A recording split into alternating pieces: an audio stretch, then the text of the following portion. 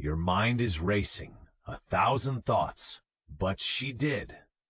If she hadn't, she's the one who you can see so clearly, all the ways she contributed to this, all the ways she failed, all the ways she's being unfair right now.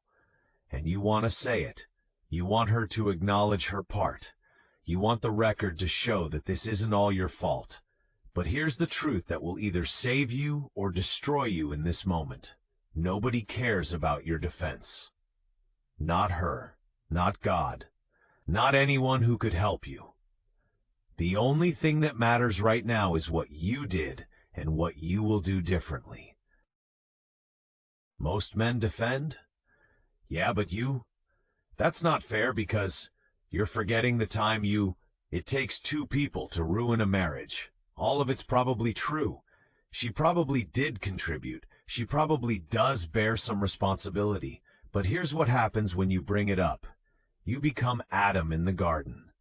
The woman you gave me. Deflection. Blame shifting. The original sin pattern that destroys everything.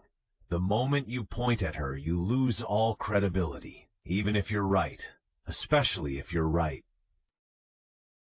Take a breath. A long, slow exhale. 6 seconds. Square your shoulders, look her in the eyes, and say 4 words. I'm responsible for me. That's it. No qualifications. No, but you're responsible for your part. No subtle redirections. Just complete ownership of your own actions, your own failures, your own patterns. This isn't saying the marriage problems were all your fault. This is saying you're done cataloging her failures and you're ready to face your own. Biologically, that 6-count exhale activates your parasympathetic nervous system.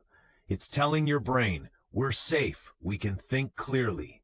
It gives you the physiological capacity to speak truth instead of react defensively.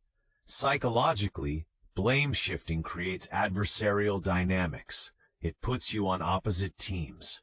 But when you take ownership without deflecting, you change the conversation from courtroom to collaboration. You become someone she can work with instead of fight against. Matthew 7:3 asks why we look at the speck in someone else's eye while ignoring the log in our own. This is the hardest teaching in Scripture because it's the hardest thing to do, but it's the only thing that works. When you take complete responsibility for your part, without deflecting, without mentioning her failures, something shifts. She was ready to defend herself. She had her evidence prepared, but you didn't attack. You didn't force her to defend. You owned your stuff and stopped there. That disarms the courtroom. It creates space for something other than battle. And sometimes, not always, she begins to look at her own part. Not because you pointed it out, because you didn't.